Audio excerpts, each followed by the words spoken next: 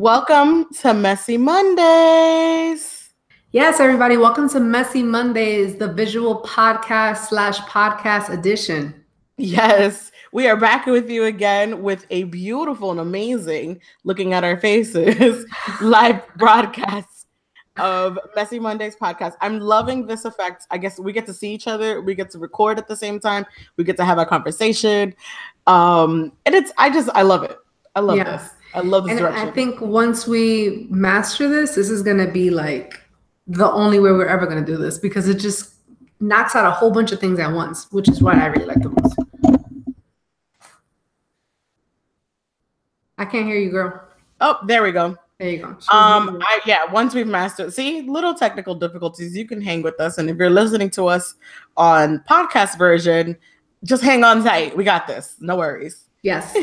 So I want to say, everybody, congratulations for making it this far and for still listening to us. I'm congratulating the listeners. You want to know why? Because this is our 50th episode, guys. That's 50. And honestly, I have to. This is for the listeners, because honestly, how else can we have made it this far? No, of course. Well, the listeners and of course us with the drive, determination, and really just wanted to make shit happen. Yeah, absolutely. So congratulations to Messy Mondays and episode 50. Hopefully we'll have another 50. And when we'll have 100th episode, it's going to be a really big deal. Here's to 50 more. How was your week? My week was really good. I actually had a few days off of my personal job. So that was cool. I enjoyed Miami based a little bit on the conversation that we had last episode. Mm-hmm. I did a lot of local stuff, and that was pretty cool. We went to a car show, and that's like really popular out here. That happens every year here in Miami, at the Miami Convention Center, which they redid, and it came out really beautiful. Doesn't it make you want to buy a new car? Absolutely. Like you want to purchase something. Absolutely. And not only that, you get the opportunity to sit inside of very expensive cars that you probably would never have had the opportunity to. And it kind of gives you a feel of, this is expensive, but it's uncomfortable. You know what I mean? So it's you learn little things, So that's I'm not going to step foot in this car, or I'm not going to brush up too tight because I might break something.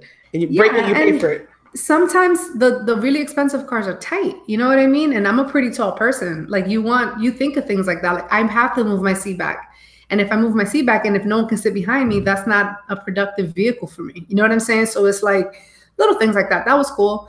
I also got to enjoy Oktoberfest, which was really cool.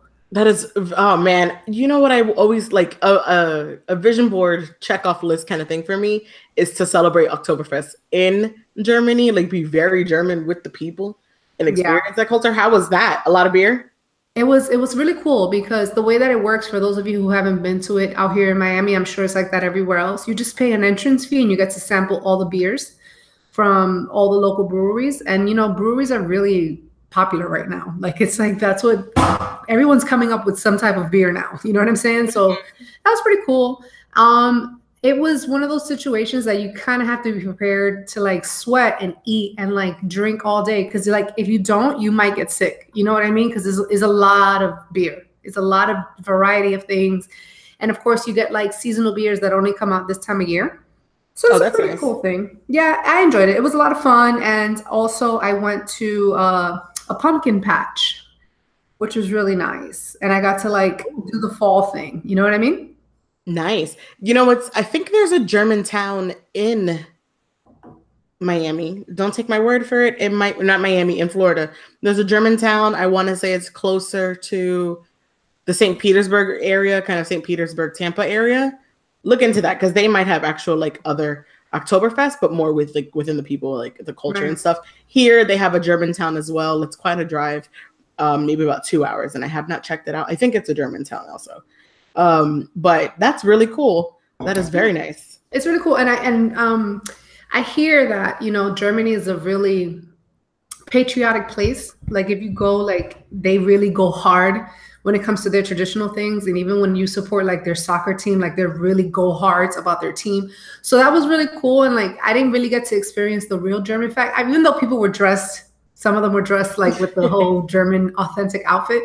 I've never had the pleasure of actually going to like a real German environment, but I'm looking forward to it. I've always heard very positive things. People say it's fun because they're really like hardcore into Yeah, everything. I made some German friends while I was out in Amsterdam, and that was really fun to get to know them. And their culture, like very cool. I had a friend who lived out in Germany for a couple of years while her husband was in the army, and that was like she loved it. Like if she would say if I could move anywhere, I would move back to Germany in a heartbeat instead of just like being here. But I yeah. heard it's a cool city. Seriously. Well, welcome to episode 50 as we talk about different cultures and things we want to explore. Don't forget while you're listening to us to follow us at Messy Mondays Podcast on Instagram as well as on Facebook. We have a Facebook page. You can post and tag along with all the topics and things that we're going to be talking about and discuss and let us know your thoughts on this. And don't forget to also follow me at Love Marley _ and to follow ShoMi at SHOMI_ENT. And don't forget to subscribe. And also, if we're on YouTube, there's a subscribe button somewhere around here. I'm going to be one of those YouTubers who'll be like, subscribe here. Don't forget. Like, go ahead and do that for us. Say, right? As soon as you start watching the video, yeah. Like, before we start. Yeah. And then hit the bell so you can get a notification. So definitely don't forget to subscribe also on your Apple Podcast and as well as here on YouTube. And thank you for everyone who participated in episode 49. We had a great special guest, and I love the title of Strategic Friendships. Yes, and you know what? Like 4 people told me that they're like, I love this title because this is so real. Like it's like you do have strategic friendships. That's like real life. Yeah, we walk around in life knowing, I mean, you love your friends, the people, their acquaintances, but there's a purpose for these things. And some of them is to elevate yourself. Right, exactly. And a very special thank you to Kanel Sakar. We really appreciate you being our first visual guest. I'm pretty sure you may have been kind of thrown out to the wolves. I'm not sure if you were nervous or not, but you did a great job. Thank you so much. Those of you who want to get to know him and follow him, please follow him at K_ENEL. That's pretty cool. Like his name is the actual name. You know how hard that is to get your name to be your like handle? Yeah, that is kind of tough. Yeah. It's not easy. For me, Marley, it's a little bit tough because everyone associates Marley with weed. And I can't get anything. I tried to make a hashtag and I was like, it just came up with weed all over. Right. So shout out to the Marleys. Yeah, the Marleys with the double E at the end, the Marleys with the IE at the end, the Marleys with no Y, all of them. What up? Yeah, there you go. And I want to make sure to let anyone know who wants to be a part of the podcast, please contact me or Marley at any time. Yes. We'll be more than happy to just see how we can work together and collaborate and have you as a guest. And if you're ready to be on this visual platform where everybody can see you, you're welcome to be. Yes, for sure. And today's topic is going to be fun. It's near and dear to all of us, I guess you could say, right?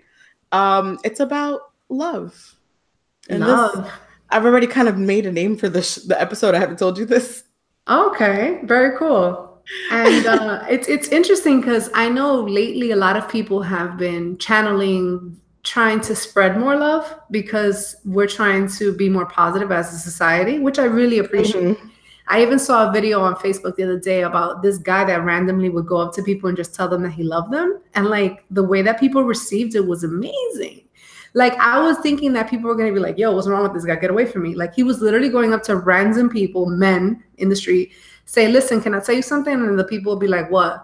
I just want to say I love you. And everyone's reaction, well, at least the ones they posted, was like, I love you too. Thank you. You made my day. Nice. Yeah. Well, as long as he's not touching anybody, everyone's going to tell you they love you.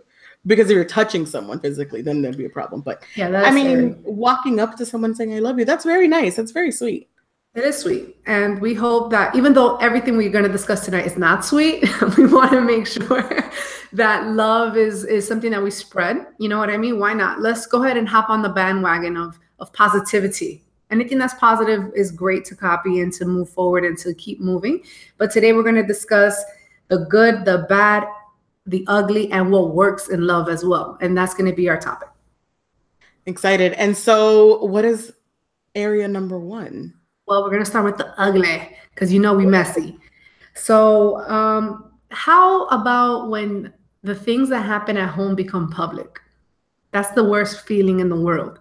Like when you are in a relationship or you're in that, you know, intimate setting, you know, it's just like when you're at home, like your parents kind of teach you, like, keep what's going on at home at home.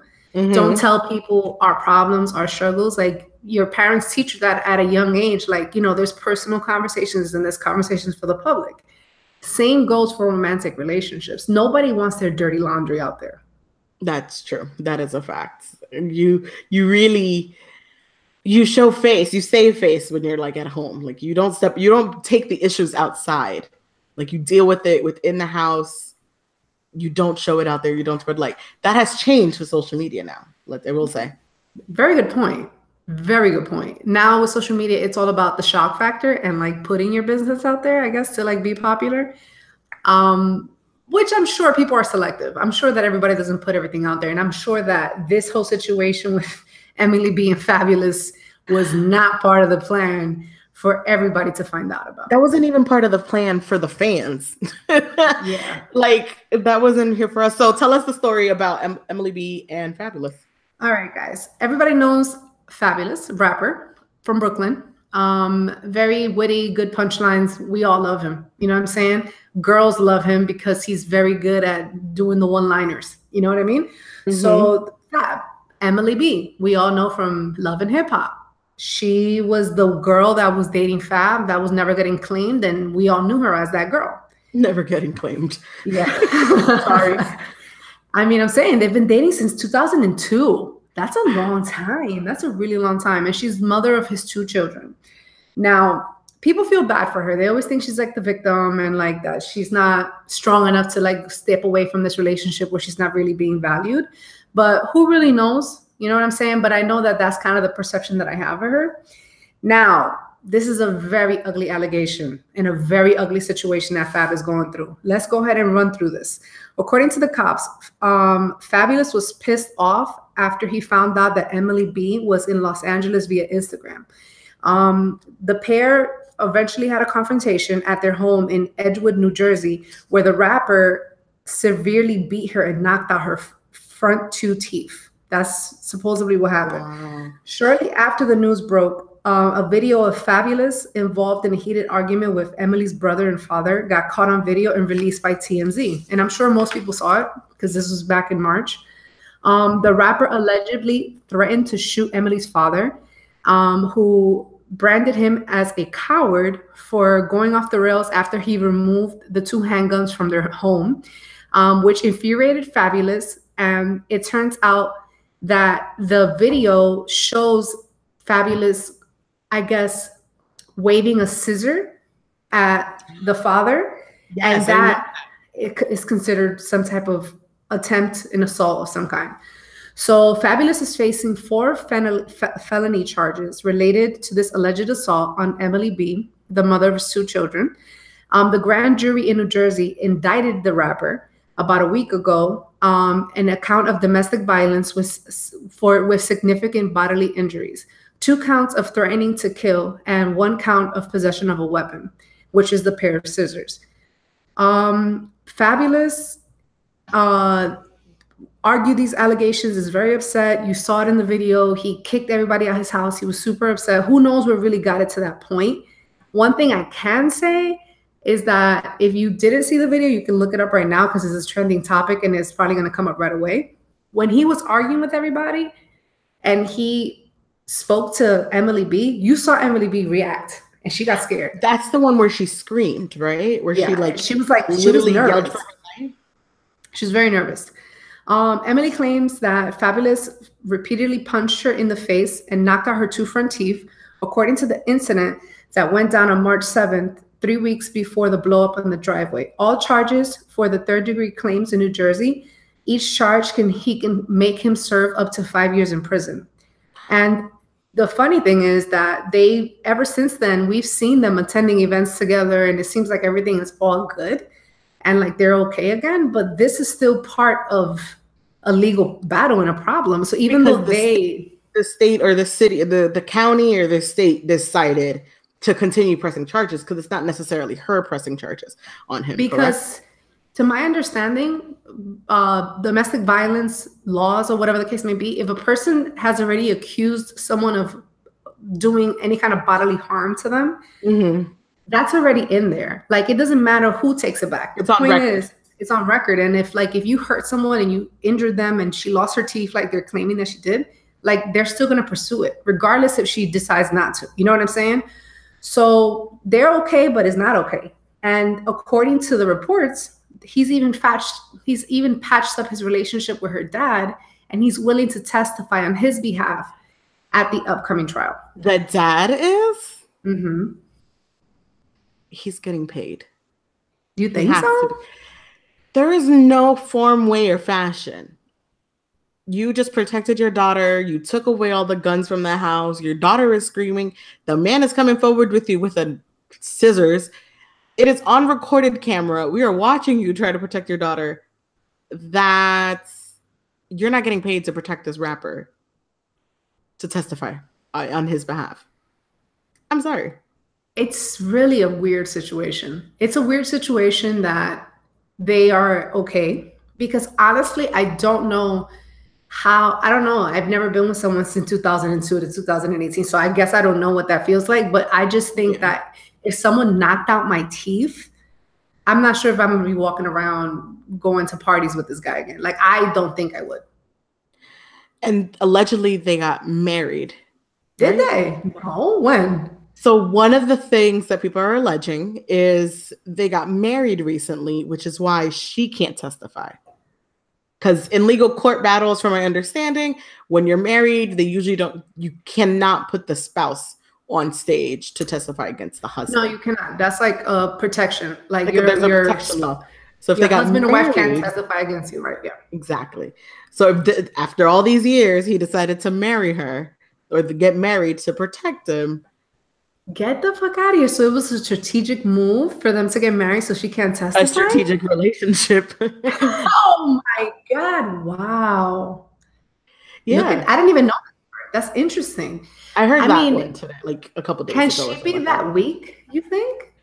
I wouldn't say weak, maybe embarrassed. And I don't want to say someone is, it's difficult in those matters, in those situations. I mean, we're not in that kind of aspect in that thing, but if you put yourself in that shoe, or if you think about past situations, whatever you've ever been in, it's a little difficult to remove yourself from certain things, especially when you're in love and you have a history and you have something with this person and, there's something there. So I think I feel bad for her. I feel bad for her that for all these years, the internet has been the absolute worst when it comes to their relationship, because you were on All But Hip Hop and didn't say his name, like little things. And so she's been criticized for many years about certain things.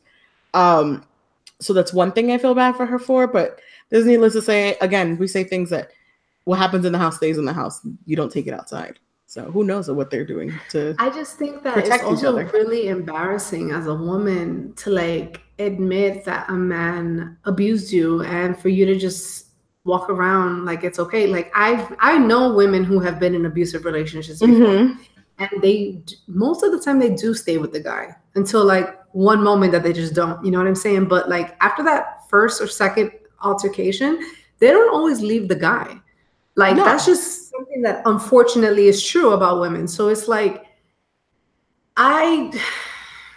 feel how are you not embarrassed right now? I feel really bad for her, because it's not something you want anyone to go through. Me and my friends have protected other people and other friends before. It's not easy. But this being on the public eye, you would think that she would make a different choice. But it's interesting how this is going to play out, because how many years is he looking at? What are the charges? It says 5 years per charge? Per crime. And they're charging him with basically threatening to kill someone. And so also putting bodily injuries on someone. So it's those are different counts. So he could potentially get 10 years. You know what I'm saying? He can. He can. This is not looking pretty. That is messy. But she must really love him. I don't know, because let me give you an example as a person that's in a relationship. The one thing that I can say is important to me is to feel safe. Like, I feel like that's important. You should be with a person that makes you feel safe, Sure. protected somehow. I'm not saying that everybody's a bodyguard and they're gonna like take niggas down. No, but I mean like just comfort in that relationship. And you never fear that that person's going to harm you intentionally. The way that she physically reacted to him getting close to her It's not the was first time.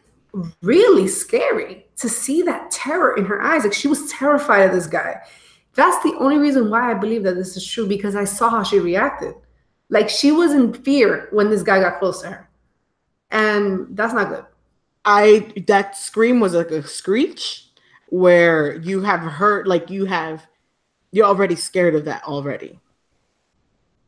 Did it seem like that to you? Like she was already scared of that. Like she knew she experienced that before. Him. She fears him. No, straight up, she fears him. And whether or not he knocked out her teeth or not, I don't know. We don't know. But the point is, he has done something to make her feel fear. This before. Yeah, this is not the first. Yeah. Wow. Shout outs to Emily B. And to Fab. I mean, and we love Fab. Like you think about high school, you think about Fabolous and what you played. So it's unfortunate that a lot of our faves end up, in these situations. Being ugly people in the personal side. And not only that, like, he's like a female loved rapper. You know what I mean? Like, it's not like he's like, his audience is females. Big time. It's not like he's like DMX, like aggressive. You know what I mean? It's like this guy is like, he talks to the female audience, and it's like, this is a shocker. This is like if Drake beat a bitch. You'll be like, Drake? No. Don't do that. Never. Yes. We can't have that. Nah, Aubrey's nice. Aubrey's a nice guy. We're praying because Aubrey had a baby on the side with a stripper. He already blew our minds. And already, Drake was and you're right, because Fabolous was the guy, or his music is like for the girls and for the lovers and like kind of like all these cute, sexiest things. Drake sold us on the fact, and he said this on this recent interview, not sold us, but his content was literally about loving girls and loving women and having a family and not being like his parents and wanting to have something solid. And then he knocks up a girl, like a random chick that we had no emotional time. He goes, I could have had pretty. Like, that was the No, but then he goes, I wish I would have had the Rihanna family aspect. Duh, motherfucker, that's what we all wanted for you. Was the whole thing. So this Fab thing, I mean, hurts more women than anybody else. Absolutely. Well, no, you knew Fab was dog too, because he never claimed her, never married her. So that's a whole nother subject. Yeah, he's a player type of guy. Like he has that, womanizer type of vibe. And yet we still follow. Think about this for a second. You know what I'm saying? It's kind of a womanizer. We're over here. But no, like for real womanizer. Yeah, but whatever. Look, we want this to work out, Emily, and we hope you're in a safe space. I hope that you're doing this for the right reasons and not because you're afraid. We're praying for you, girl. Mm-hmm. Praying for you. Now, speaking of other celebrity relationships and love. All right, guys. I know, first of all, I know this is totally your lane because these are your people, okay? But honestly speaking, I was not surprised when I heard that Grande and Pete Davidson broke off the engagement. I was not surprised. Nobody was. I literally text all my friends and be like, duh. Like, we all knew this was going down this road. We all knew this was happening. I mean, Ariana Grande is pretty young. 23? Pretty young. She's definitely in the low 20s. I don't know the exact number. But she's pretty young. The girl was on Disney like 10 years ago. Like, this wasn't a long time ago that she was on Disney. You know what I'm saying? Mm-hmm. And she was on that show and she had that funny voice and she had that red hair. You know what I'm saying? So like, we know her from way back then, and she's always been a younger person. So in general, whenever I hear celebrities getting engaged super young, I'm just like, okay, I don't know how long this is going to last because you're famous and shit and blah, blah, blah. But the Pete Davidson thing, I was just like, Really? You guys are getting married? Like, that's how I felt. So, from my understanding, I don't know if you have the story in front of you, and if you're going to dive deep into detail, but from my understanding is like they got engaged only a few months after her breakup with Mac Miller, if the timeline is correct. It was rebound-ish. Okay. Rebound-ish. You don't think it was Okay. rebound-ish? You wouldn't consider that rebound-ish. I wouldn't consider it reboundish because I mean, for him to just hop on it and engage the girl, because he was in a long time relationship too prior to Ariana, from what I recall, from what I remember seeing or reading once they got engaged. But How long was she with Mac Miller though? Because I don't know almost that. 2 years. Okay, and that's long Like for two a solid 21. For like a 21-year-old, that's a long time. and 2 years in the sense of like she went through that Manchester bombing or wherever that was in London, that bombing that happened, and he was with her in that time. So it was like a long 2 years too. That was really tough. I kind of forgot that she went through that. That's tough. why the past couple of weeks you keep thinking about you think about her and then you're like, oh, she went through a lot. So she had that situation happen. And then what else happened right after that? Some other things happened, and then her album rolled out and everything's going great, whatever. And then the church thing happens at Aretha Franklin's. Remember that?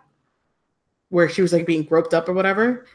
That was wild. Okay. Super wild. And then right after that, Mac Miller dies. Yeah. And so in that time frame, she's breaking up with him. The church thing happens. She's getting engaged. She's dating this guy. She gets engaged. Everyone's like confused about the guy and her. And then our ex-boyfriend dies that she was with for 2 years and just out of nowhere passes away. And I think that she admitted that she wasn't fully invested in her relationship with Pete Davidson and that she rushed into marriage and that what happened with Mac Miller really impacted her. Like she just had like a realization of an honest moment in her life. And she said, you know what, like, I'm not going to lie to myself. And I'm very proud of her for that because she loved herself in that situation. Yes. And I really like that because honestly, the worst thing to do is to like mislead a person that loves you. So if let's say Pete Davidson really did love her to the point that he, wanted to be engaged to her, it's not fair for him to be in a relationship or a marriage with a person that's not fully there. And I think that was smart of her. You know what I mean? And like that also teaches a lesson that that's not how you get over a love. You don't just try to fall in love with somebody else. Yeah, you just don't. Rebounds are for exactly that. It's just the rebound. It's just for the bounce back. And when you back up, you're moving along and you go on and search for the right and search for the next, or you know what I mean? You focus, you're refreshed. And I think I'm happy that she, like you said, she put into realization of what she was doing and that she was moving fast, or that it was super fast approaching and needed some time, and that the effect of the death of her ex-boyfriend has a major impact on her. And imagine Pete Davidson. You're going, like, she was, and you can tell she was very traumatized. You can tell she was very hurt by it because by her post and the things that she wrote and the way she was acting. Because she even had a moment on Twitter where she was like, why me? Why is everything happening to me? Why is it, you know what I mean? Like she had a very like emotional moment on Twitter and like saying why I'm not okay, like blah, blah, blah. So you can tell this young girl is going through the emotions and needs the break and needs to pump it. She has a fantastic album from what I heard. I've only heard a couple songs, but now she doesn't get to celebrate that because her emotions are in a whole different place. Yeah, real life took a toll, Took a big toll on her. And she made a song about Pete Davidson. Everyone says it's good, but I've never listened to it because I don't want to hear about Pete Davidson. I'm sorry. And I was a huge Mac Miller fan. I am a huge Mac Miller fan, so I'm kind of biased in the situation. I understand, but shout out to you, Ariana, and I hope Pete Davidson, you're taking this breakup okay. They claim that they're still friends, so that's a very mature thing. No, it's very mature, and plus, she's taking care of Mac Miller's dog. How would you feel about that? First of all, it must be really hard for your ex to die. That is tough. Yes, I have a friend who's actually her ex passed, and that was very hard for her. That's tough. Now, as far as if my current relationship, if he was taking care of his deceased spouse or girlfriend or whatever's dog, I guess I would understand. Like, I wouldn't be bullheaded about it. Like, it's like, you know, I'm a dog owner. I get it. Like, they need love and they need familiar love. And if a dog loses their owner, it's tough because your dog really loves you. So like I'm compassionate in that regards. Yeah, I'm compassionate. Like, I like the fact that she stepped forward and said, I'll take the dog. You know, you're a pet lover, you're a pet person, and you loved that person who passed. Why not help the family? Why not still have a piece of them with you? And I guess that's a great direction, a great way to kind of take care of that. That's awesome. Shout out to Ariana. Girl, get your rest. Relax. What's that song? I love that song. What is tears? Tears left to cry. It's an awesome ass song. I'm sorry. Yeah, shout out to you and shout out to you loving yourself. Beautiful. Speaking of love, we're going to talk about something very interesting. We're going to talk about the love language, ladies and gentlemen. There is something out there circling the web and circling society. It's called the 5 different love languages. And learning how to speak that language will provide you with the proper communication with the person that you're in a relationship with. It's kind of like a cheat sheet on how to connect with the person that you want to have a strong emotional connection with.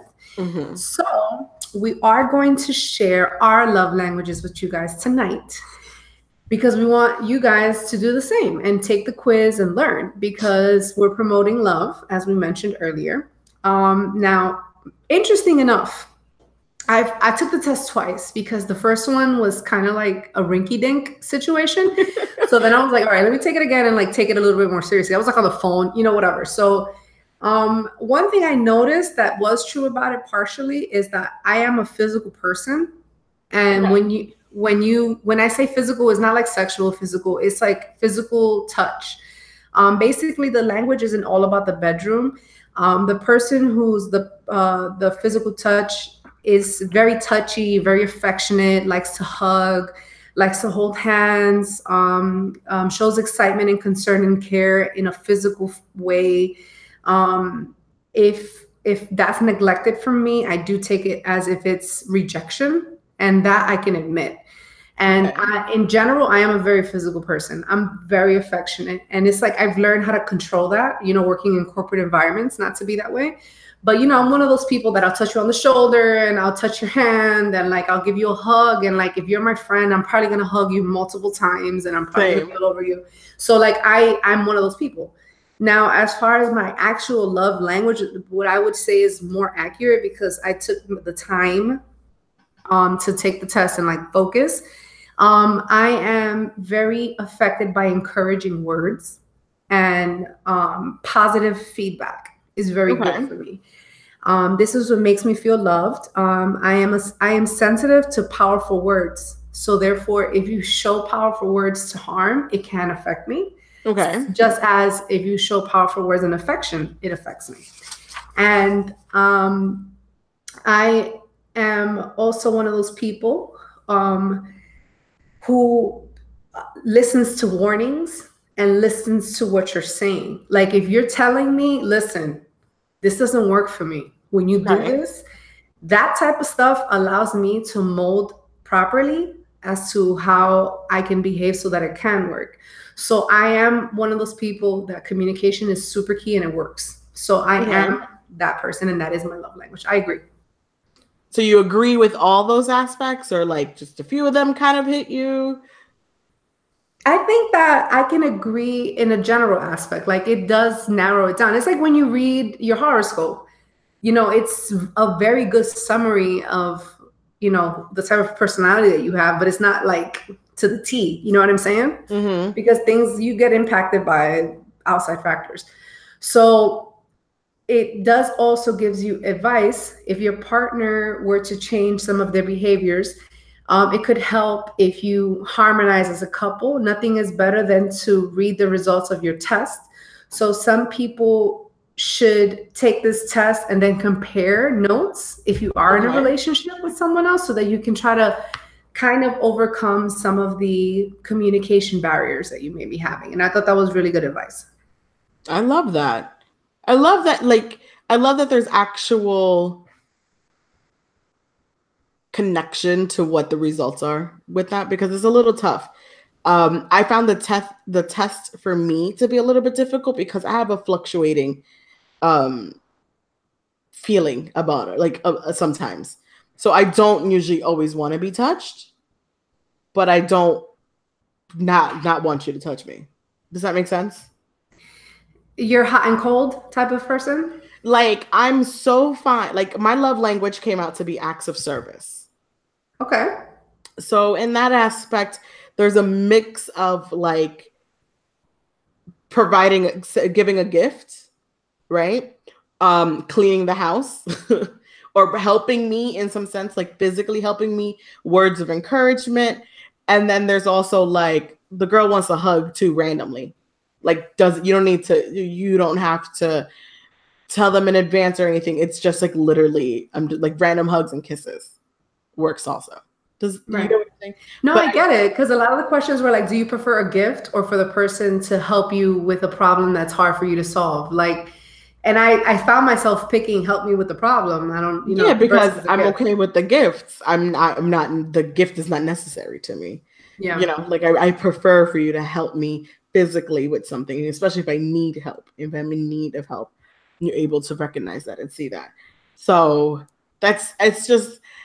it was difficult a little bit, the test, to decide whether that is my love language and what option, because I feel like I fall in all areas of that. Because I don't know. I don't know. I guess give me everything. Make all 5 of the languages mine. And it's just weird. I'm a very complicated, I guess, individual sometimes. It's the Pisces in me. Nothing I can do about it. But you know what? I think that you made a good point, because sometimes things are like seasonal. You know what I mean? Like, if let's say that you're going through a time in your life that you have 2 jobs because it's rough right now. It is what it is. I have 2 jobs. I need to like pay this loan off, or I need to buy a car or whatever. I'm going through a transition. At that time of your life, you're going to want a person that's going to help you pick up the slack. You know what I'm saying? And like, you're going to say, please, like cook sometimes and like do the laundry and like help me out. I'm tired. Like, don't make me, if you have kids, don't make me to do everything that has to do with the kids. Like, help me out in that way. So I can understand at that time, the type of love that you need is a person who's going to be in the service way, like, taking care of me and somehow, versus if, you're going through like a really hard transition because your boss is an asshole. You know what I'm saying? Yeah. You're going to need love. You're going to need a hug. You're going to need the affection. Communicate. Like, and so here's the thing, like, I'm not a huge communicator. I talk. I talk on podcasts and things like that. I'm a social person, but I'm not a huge communicator when it comes to really being direct and really communicating feelings and thoughts, right? Depending on the situation and the circumstance. So that's why sometimes that love language doesn't work for me, but I need to know. What's great about this is that you should know what your partner's love language is in order to be successful. 100%. In order to make it balance, in order to make this function and work, your partner's love language, you should know that, because that's the only way this whole quiz even works or even functions for some people. That's true. And it's also kind of knowing the person that you're with and knowing when they're going to have like a breakdown. You know what I mean? Like, that's part of the love language too. Like, some people can be great at everything, but that one area is an area of weakness. You know what I'm saying? So it's like, for example, like some people have a really bad relationship with their parents. Mm-hmm. And it's hard when they come in communication with their parents. And you know that if you're going to go to Thanksgiving with these people to go see their parents, like at that time, you have to be extremely sensitive to what your partner's experiencing. And you have to learn how to help them cope through that process. So it's like, you have to switch it up. you have to kind of learn and say, you know what, in this area, this person's not good at this. You know what I'm saying? Like, this is not something that they can really combat. So my responsibility as your partner is to try to help elevate you through this rough time where you're weak. You know what I mean? So it's like that can be easily resolved, or it can be easily detected if you do this type of research. And I know that people are like, oh my God, that sounds too complicated. Not really. Like, if you really want something to work, you have to work at it. You know what I'm saying? Like, things don't just happen like a miracle. I've never met a person that is married that has said that it's easy. I've never, ever met a person that's married that said, yo, this shit is the easiest thing. No.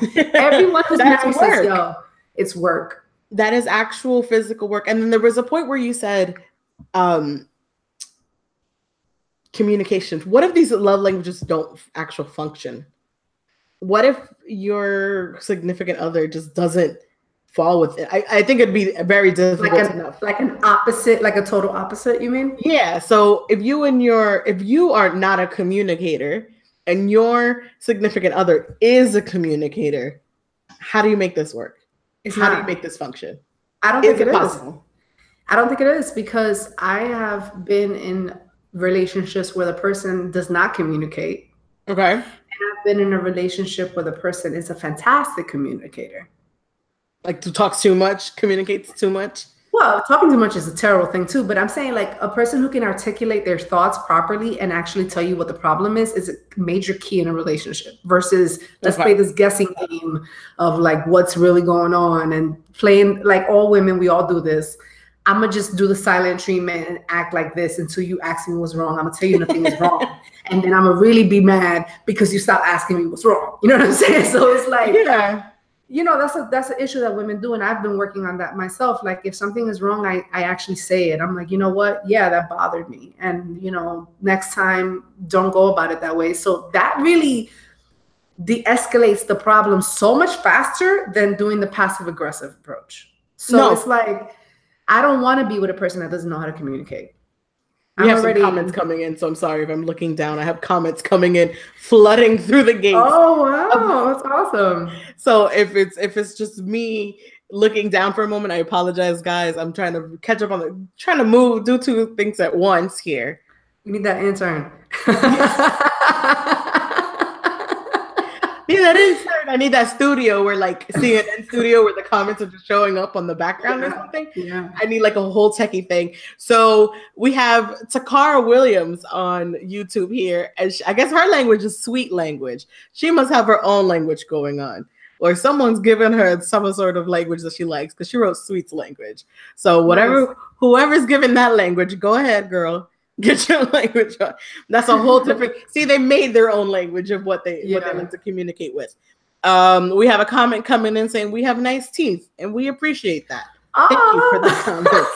And I don't mind that. And people definitely loving the jokes that we made about the Drake thing, and very upset and sad about Fabolous and what happened to them. So thank you guys for commenting. Thank you so much. That's awesome. That's really beautiful. Yeah, I can imagine two people who you shouldn't have the same love language with one another, but there should be a love language that is cohesive with each other in some sort of way. I agree with that. That's a good way of going about it. And plus, it's kind of like, you know, those toxic relationships where everything becomes a fight and everything becomes an argument. That's just because you guys don't know how to speak to each other. It's like everything is like a blow up. And it's like, it could be because they're not taking this quiz to understand how to talk to each other. So if you're having a little moment in your relationship, taking the quiz is not a bad idea. I think that's a good aspect. I guess I'll remember that for the next go round is, let's take this quiz and see if you're actually compatible in this, or get an idea. And then that way, when I learn that person's language or that person learns my language, you put in the effort to do part of those things. Right. And if anybody wants to give us some more advice on how to communicate effectively, if anyone is in the mental health field, a therapist or a person who works in that world, we're on YouTube. You never know who's watching. And you guys want to give advice on how to have a healthy relationship, that'll be great. You know what I'm saying? Because there's a lot of things that you can never stop learning when it comes to communication and when it comes to properly treating humans. You know what I mean? Like we're just so different at different stages of our life. Yeah. So it's like, you know, like things change, and like what worked for you then is not going to work again. You know what I mean? The next one. Yeah, for sure. For sure. Every relationship is different, and every relationship has to have has to be treated differently and approached differently in these things. Absolutely. Now we're going to talk about the subject of marriage, because marriage is the ultimate win in love, right? Isn't that like the graduation? Yeah, I guess that's the way to put it. It's the end all, not the end all be all, but it's the it is the purpose for certain things. It's the purpose of, I'm assuming it's the purpose that everyone wants to reach when they're out in the dating world and they're seeing. At least culturally, that's what we've been doing for many, many years. You know what I'm saying? Like this is kind of what you do when you find someone, you marry them. Like that's kind of like the end.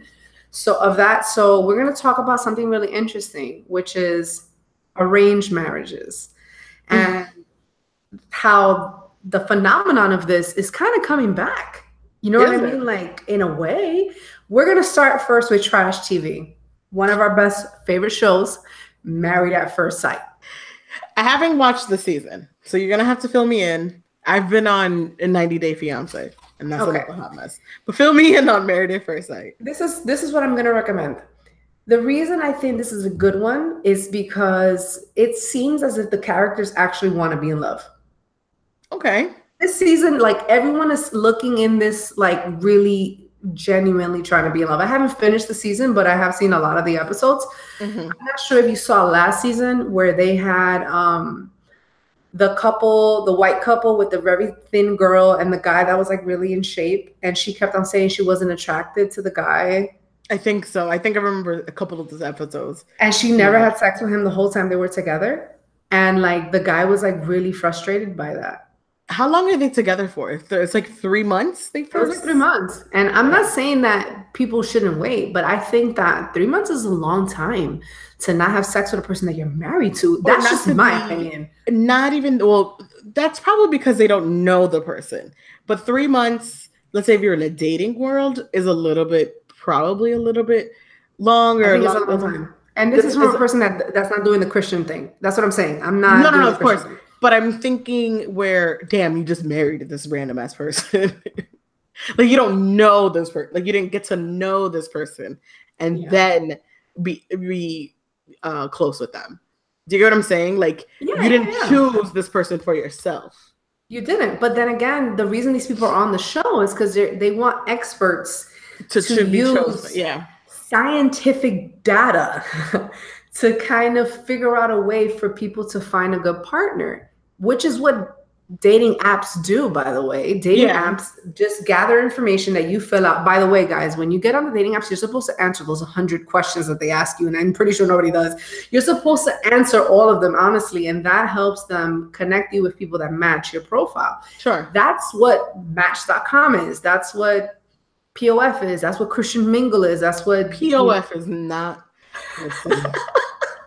Guys, don't knock it until you try it. The point is that that's what these apps do. The apps ask questions so that you can whatever. How do I know? Because I've done it. So it's like, that was in my single days. You try a lot of things and you figure things out and you know what works and what doesn't. So that is kind of a modern way of kind of getting set up. If you really think about it, there's some type of an algorithm that matches you with this person. You know what I mean? But for whatever reason, we're comfortable with that. Okay. So now this show comes out and it's like becoming the arranged marriage thing. Two people are arranging you because they think that you guys make sense. But culturally, we normally know that Indians have embodied the arranged marriage thing, to my understanding, for the longest period of time, because I believe they still do so, right? Yes. Now, I have some really awesome stats about arranged marriage that this blew my mind. Okay. 40 to 50% of married couples in the United States and Canada end in divorce. 40 to 50%. I believe it. It's a large number, guys. Okay. I believe it. Only 4% of couples in arranged marriages end in divorce. 4%. Is it maybe because you have to spend a longer time to get to know the person in a cycle later in the day? Like, like you have to grow with this person and learn to know this person. Numbers don't lie. The point is that numbers don't lie. When you giving me numbers like, look, Diana, you're gonna lose your money. There's a 50% chance you're gonna lose your money if you put your money in here, or there's a 4% chance that you're gonna lose your money if you put it in here. I'm gonna be like, okay, I'm gonna go with the 4% chance. I'm not saying that I want an arranged marriage, but I'm just talking about, it seems like maybe there's a method that works here. You know what I'm saying? All right. Couples in arranged marriages tend to feel more love for one another as time goes on, versus couples in loving that get married for love tend to feel less love for one another as time goes on. One more time. Couples that are in arranged marriages grow more in love with each other. Mm-hmm. And couples that marry for love grow out of love as time goes on. Oh, I freaking believe it. Absolutely. Of course. Mind blown. Like, it's like, wow. Of course. I 100% agree, because you don't know this person. You have to learn and grow with this person you were arranged with.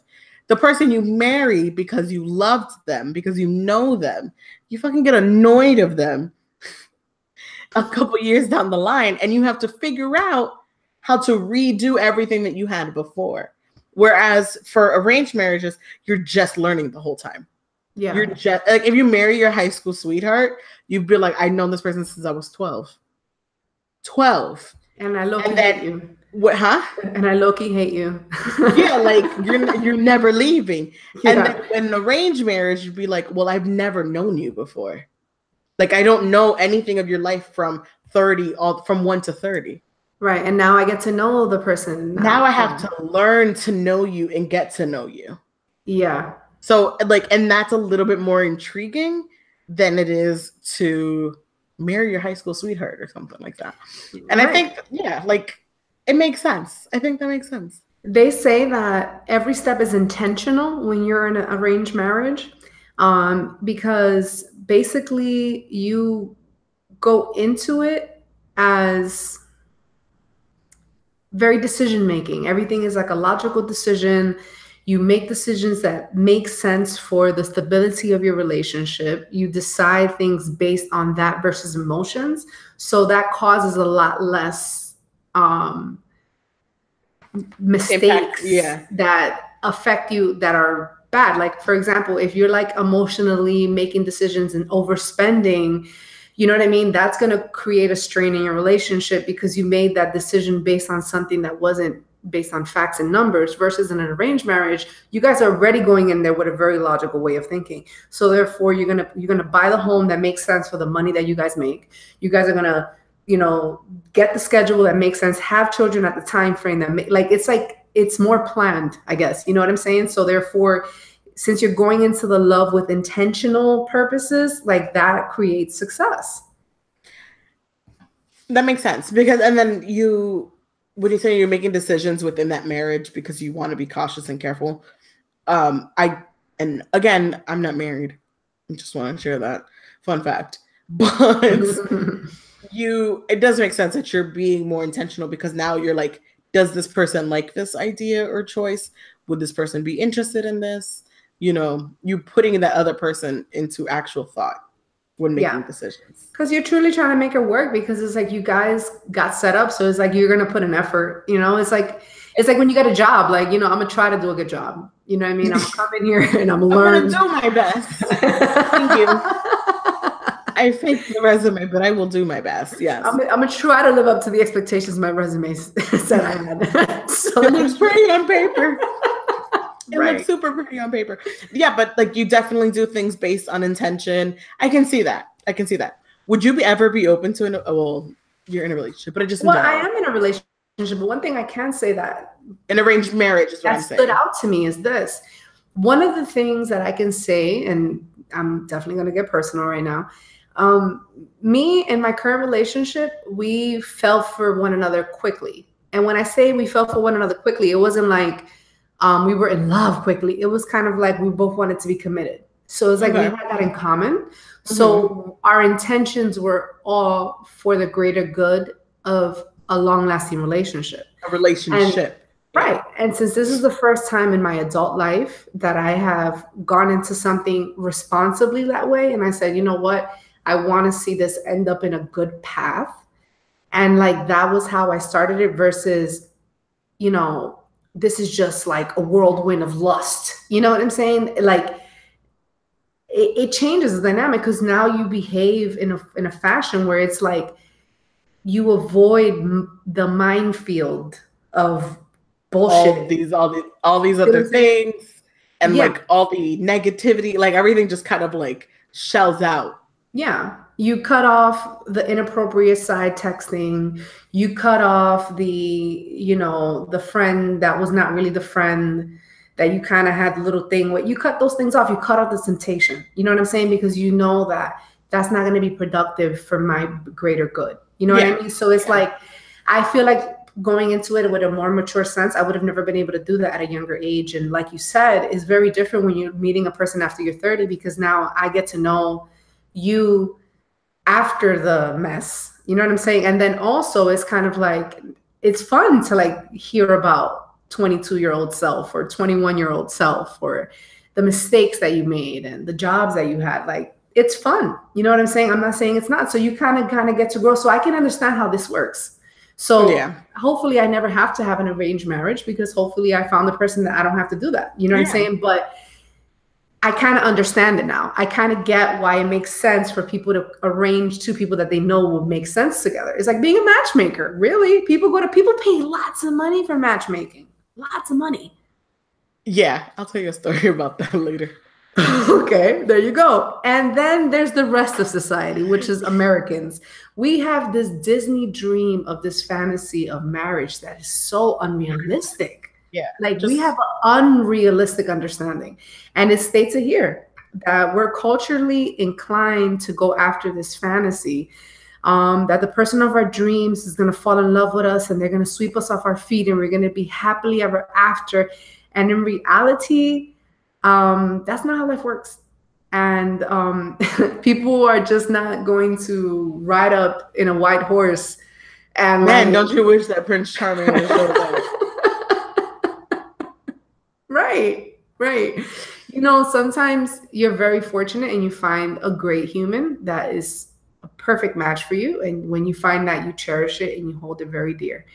But the person's not going to be on a white horse and the prince of like Arabia. Everyone is not going to get Harry. And Meghan is not going to meet and go on a blind date and then marry the Prince of England. You know what I mean? Meghan put the pressure on all y'all friends out there who be setting people up with blind dates. And now it's like, now I got to be strategic with the friends I got, right? That's why strategic friendships matter. Because let me tell you, you don't know who your friends know or who your acquaintance know. And that's how Meghan got set up by a friend. I don't think she even knew her friend knew the Prince of England. Mm-hmm.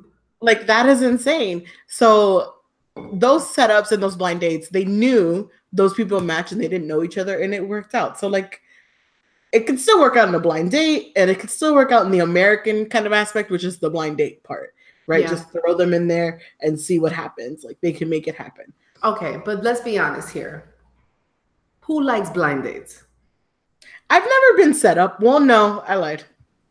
Would you be open to it? I feel like people don't like that. I would be open to it, but it would need to be a friend who actually truly knows me. Like, I can't just have a random person say, hey, I'm going to set you up on a blind date. It doesn't work that way. You don't know my personality. You don't know me. You don't know my interests. You don't know what I'm looking for. So it had to be someone who really knows me. Not necessarily knows what I'm looking for, but just knows me and things I would like and don't like. So, but sometimes people who are very observant see things in you that you'd be surprised. That too. And then we may not be friends after the blind date. Damn, it's a lot of pressure. So you're risking yourself a lot. It'd be like, what the hell is that foolishness you set me up with? Yeah. So, but I'm open to it. I think that back in the day, whenever anyone tried to hook me up with someone, I would get so insecure in my own head that like, I'll be what do like, you think of me? Yeah. And I'm like, what if this guy doesn't like me? You know what I'm saying? So it's like it would just mess with my head. Like, I don't know. It was all me. It was all in my head. So it's like that's probably why I never necessarily allowed anyone to like hook me up. I'm at a stage where I'm open to it. Okay. Yeah. I'm not, the person's not going to kill me because my friend knows who I am because they set me up on this Right. situation. And it's going to be in a public environment and all And the it's going to be a good public things. environment. We have people in common, and that makes dating a lot easier when you know someone in common. It kind of gives it a little bit of a flexibility and something to talk about, to That's true. mention. So I'm definitely open to it. Arranged marriage. I know people who have successful 10-year marriages so far with arranged marriages. Wow, look at that. And I forgot they attended their wedding. But Did they meet before the wedding or no? I don't know the whole I really don't know the whole story. Okay. But I know that it definitely is an arrangement. And I'm assuming they did, because I'm assuming my friend met him. As a sibling, met him, just for curiosity. But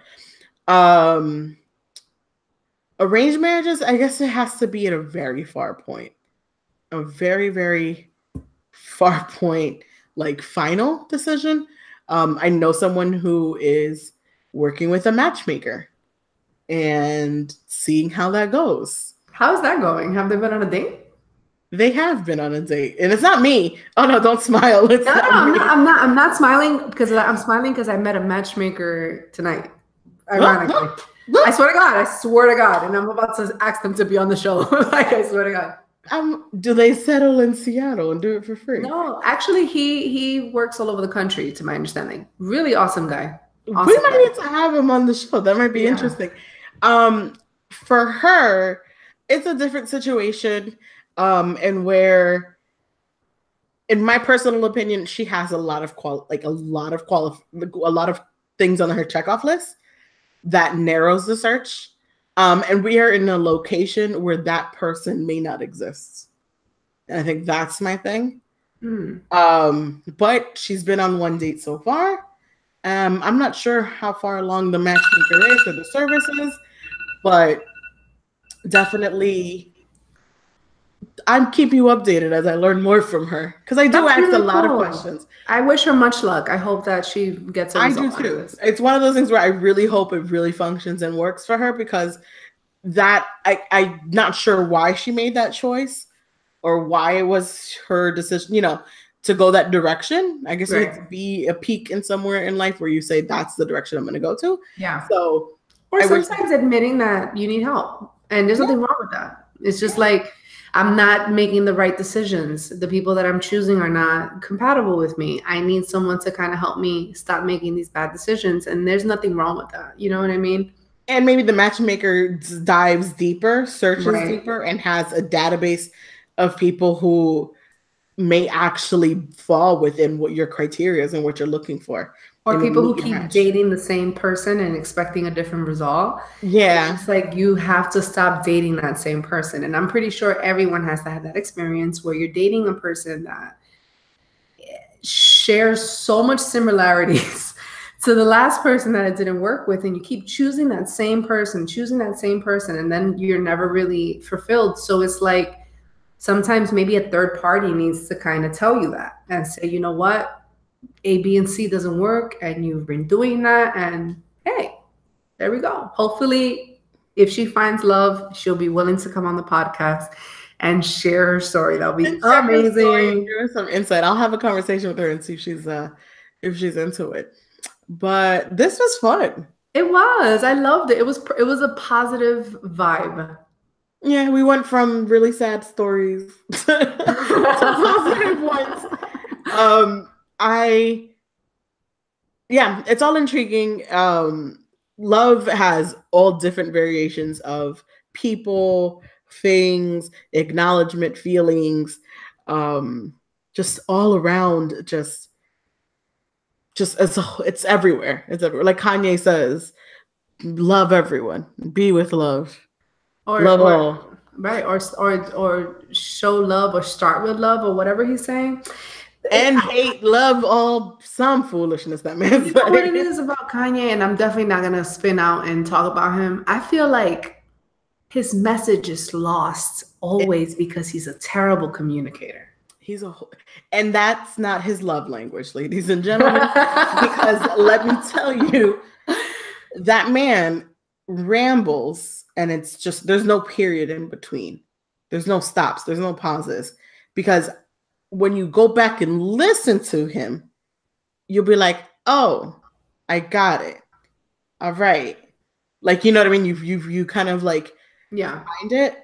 But when it's just happening and it's just a constant ramble, it's very difficult to say, like, to understand and really soak in what he's saying. His message is lost. Always. I've come to the conclusion of a couple things, and I don't want to use mental health as an issue, but I think it's not mental health. I think there's mental health is involved, and he's flat out stated that. But there's, I think, a little bit other antics that apply to this that is for a purpose, for something else. Yeah, and honestly, the mental health thing is a factor with rambling and with rapid thoughts. That's just facts. That has nothing to do with. And he stated judging that he is bipolar. So that's when you have that disease, you have rapid thoughts, and you have rapid thoughts. But I also think he's being used by people and by others, by anyone, also for their seeking of attention. And that's unfortunate. And he's not being stopped to say, hey, relax, put your thoughts together. They're actually just letting him be. And that's where it becomes ineffective. One day we'll do the story of Kanye on the Messy Mondays podcast, because boy, you can give us content for days. Like it's like Kanye's the type of person that you're afraid to even report what's happened because something else is gonna happen. Yeah, and also like I've completely checked out from it, where it comes on my feed and I just keep passing it. I'm not mad at it. I'm not angry about it. I'm just annoyed that it exists and that it's occurring. Like, I just keep scrolling and I'd be like, why are we keep posting this? Like, if you don't want to pay attention to it, and you want to talk shit about it, why keep posting it or why giving it attention? I just keep scrolling. I haven't removed it. I haven't double tapped it. I just keep moving because I'm not going to absorb. It's not for me, or right. I don't want to take part in it. If that makes sense. Like, that makes sense. I think what I don't like about it is that I don't like the truth that comes out from everyone else when he does these things. It really, it turns me off. I don't like that everyone gets so righteous and it's not genuine. It's like you guys are all so righteous now. And it's like, I feel like I don't like that. Yeah, no, I want to, it becomes where you're no longer upset at him because of what he's saying. Well, you're upsetting him with what he stands for, but also upset at him what he's saying, but yet agree with parts of what he's saying. It gets very weird. It's very entwined. And I think he's just not the right person to speak on it. And that's all it is. It's just, he's not supposed to be the messenger of anything. Wow. He's not like he was once that messenger. And he is no longer that messenger for things. He's still a messenger. We just need to polish it up a bit. Is it like he's entitled to feel how he feels? Oh, of course. And it's just like, I think that's what bothers me the most, because it's like, what happened to America here? Like, aren't we supposed to just be embracing everyone's opinion? It's like, why do we give a fuck so much? The difference is, I don't care about his opinion. His wording of his opinion is just not. Like we said, there's no period, like the rambling thoughts. Yesterday, he was on live talking about aliens and how we're going to be, which is fine. I've heard all the rambles before about aliens. And then randomly, I'm sorry, we just got deep into it, but let me tell you something that's just weird and how I connected things being very weird, where he rambled about not having a state of mind and that people are trying to control us and being in control of us. And then in the same sentence, D, without a period, without a pause, says, Sony ATV won't let go of my publishing. And Big John doesn't want to have the conversation. Is something, something, something. You know what happened earlier that 2 days ago and who Big John is? Big John is the person who runs the publishing for Warner Brothers / whatever, who's the man that every single one of his friends, Kanye's friends, were at this event. Beyonce was performing, and they were acknowledging this man for donating over $10 million in all his career to a foundation that supports people with mental health and breast cancer and cancer search and things like that. So it was just weird because you're yelling out a man's name who nobody knows. But earlier this week, everyone saw Beyonce hanging with this man and Jay-Z, and everyone acknowledged him and all these people at this party. Does that make sense? I can't keep up with him. It's like he's like a brat. You know what I'm saying? And it's like, that's what it is. But do you get what I'm saying? Yeah, I do. Like, all your friends were out partying and celebrating. Everybody and their mother, if you went on Snapchat, was there, right? But nobody know. We, as normal people, don't know who this man is. We're just learning from him because everybody's there in our stories. And then all of a sudden, out of nowhere, this same week, Kanye starts saying the man's name out of nowhere. And you're just like, what? 2 weeks ago, you were talking about something else. Like, it was just weird. Well, thank you for spreading the love, Kanye. You're all about the love. That's what you're always saying. I want him to spread. We want love. Look at us. The story's all, what about love? What's love got to do with it? What's love got to do with it, ladies and gentlemen? And one day we'll talk about the Yeezy effect all the way. Caption that. We're gonna end the show on positivity and talking about making sure that you guys keep participating in the conversation and sending us those messages while we're recording. It's really cool to know that people are listening. It's really awesome. And we want to make sure to say a special thank you to all of the people who support us. Just to mention, I have the honor of saying I just became a member of Toastmasters International, and I had really cool. I was in a meeting today before I did this, and I was so inspired, and I'm going to get a little bit of my public speaking skills sharpened. So that's pretty cool. And like meeting a few people. It's crazy how I've done so many different public speaking engagements when it has to be me talking about somebody else or me presenting somebody else or me, doing a presentation for work. Like, I'm really good at that. I didn't realize how hard it was to talk about yourself. And I can't write my own bio for our own website. Like, I can't do anything that has to do anything with myself. It's really hard. And it's like, I'm learning about myself. I don't like writing about myself. And I don't like when you're asked, tell me more. I'd be like, nothing. I don't do anything. What's your special skill? Nothing. What's your secret trick? Nothing. I don't got anything. I don't know what to tell you. But I get it. No, that's a lie. But what I'm saying is it's hard. And I feel like I'm going to gain something really powerful by being able to speak about myself like that. Like, I never knew how challenging that was until tonight. That I truly, for the first time ever, like, was almost like frozen. Like, and that's not me. And it's like, I couldn't believe it. I was like, yo, this is scary. Like, I'm talking about me only. Like, I had to say a speech about me for 5 minutes. And that was like the hardest thing I've ever had to do in my life. It's very, very so difficult. I'm very grateful for this, this avenue and this opportunity. It's really cool. I'm excited for you and excited and looking forward to what that brings along. Happening for me, I am spending the next week at the Facebook offices. So very cool. That is fun. Learning new tricks and things, seeing what Facebook has going on, Instagram. So that is fun. And we'll see what happens and grow from there. Is the headquarters cool? It is. Well, we don't get to like roam around the headquarters. Okay.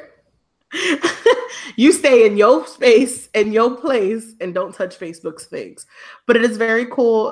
Tomorrow we're in a different location, which is outside of the building. But very fun to be around folks who are the innovators, curators and creators of this huge ass platform. The biggest platform in the world. And some things they don't even know. So let's just say that. It's so big that they don't even sometimes know. So it's really awesome. Very cool. Shout outs to that. And yeah, if you guys have any questions, comments, concerns, don't forget to subscribe to the podcast. Don't forget to subscribe. Are you pointing? No. It's a thumbnail one. And double tap